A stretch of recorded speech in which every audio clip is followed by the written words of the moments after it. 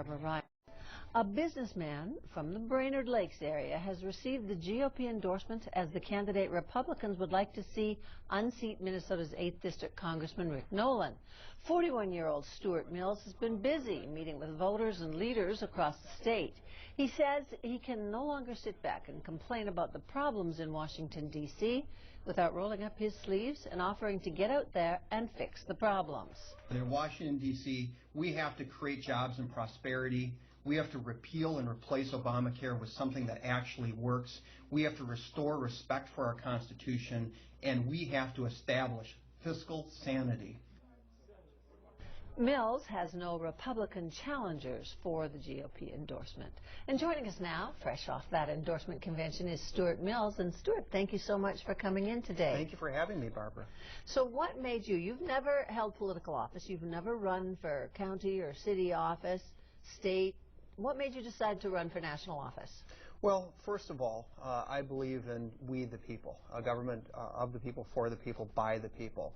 And I was somebody who was outspoken, first of all, about Obamacare. I'm the plan administrator of our company's self-insured health plan. It covers over 6,000 of our team members and their families. And as that, I was an outspoken critic against Obamacare, the Affordable Care Act. And also, I'm a sportsman. I shoot competitively. I know how guns work. And I've also been an outspoken critic against gun control. And through my participation in the public dialogue, it came to a point where either put up or shut up. It was time to get off the bench and put some skin in the game, or go away quietly. And I decided that when you start something, you're honor-bound, duty-bound to finish it. All right, let's talk about the political part of all of this, because although we did have a very short-term Republican in this congressional office, we have had a Democrat in the 8th District for a long time, and some say that Representative Kbjr was kind of a whoops even, and now here you are trying to get this seat back from a Democrat. What do you think your chances are in the 8th District? Very good. This is a Republican district. It just doesn't know it yet. When you take a look at the trend lines and the voting patterns, every year it has trended Republican year after year, just on the pure math of it, just on the pure trend lines. This is the year this district is set for a flip, and it's going to stay there. It's going to stay Republican, because when you travel around this district, everybody agrees. People don't want to sign up for Obamacare, they don't want to turn in their guns, and they don't want to trade their paycheck for an unemployment check. This is a very conservative, philosophically, very conservative district. Would you say you're a pure Republican?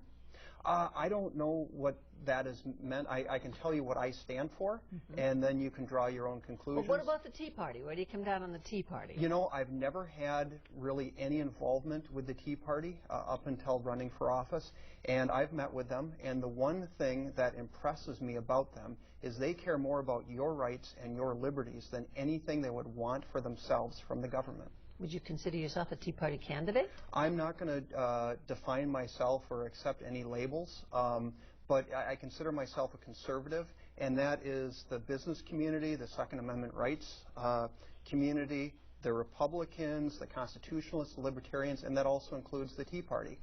So I'm not necessarily in any wing of the conservative movement. So you don't want to accept labels, but you did accept the Republican endorsement. Yes. Is that important to your campaign? Oh, yes. Why? Very much so. Well, first of all, I am running as a Republican. I am a Republican, so there will be an R behind my name, and it would be difficult to do so if I didn't have support of the Republicans. Can you work across the aisle? Can you get along with others who maybe don't have the exact same philosophy as you? I'm in business, and you don't stay in business for very long unless you're able to work with people and to make compromises, and also at times when you're going the wrong direction, change course. Well, let's talk a little bit about your business so our audience can learn a little bit more about you. Fleet Farms, you're of that family. Tell us about that. How did you grow up, and how did you, what did you do in the business?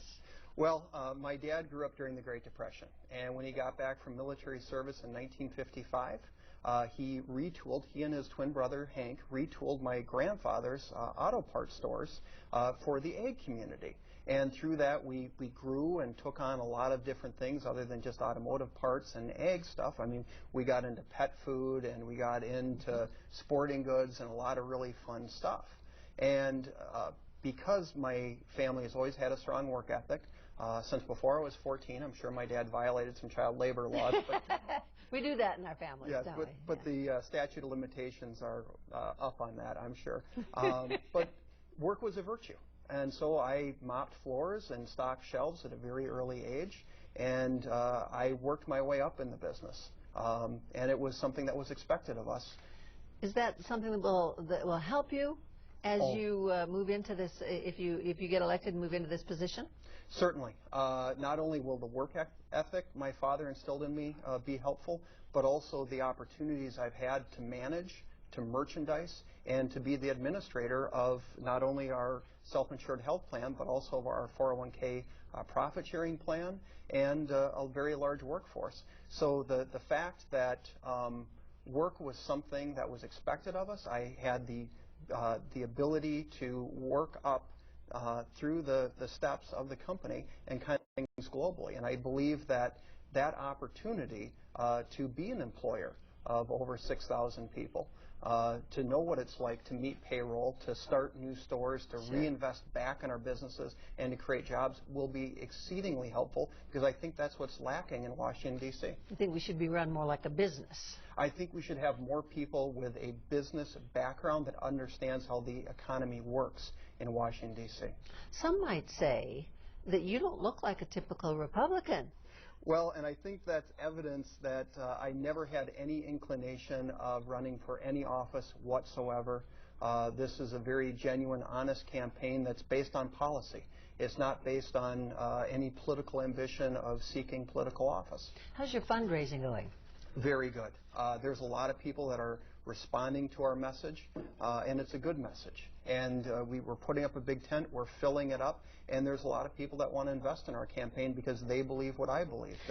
These people who want to invest, a lot of outside organizations, outside of politics, are getting into the 8th District, many other districts. How do you feel about some of these wealthy organizations, well-heeled organizations coming in and speaking for you? Well, I don't know if they're speaking for me or not, but the most recent fundraising numbers that were put out is that I was able to raise about $162,000 from individuals, where my opponent was only able to raise $122,000 from individuals.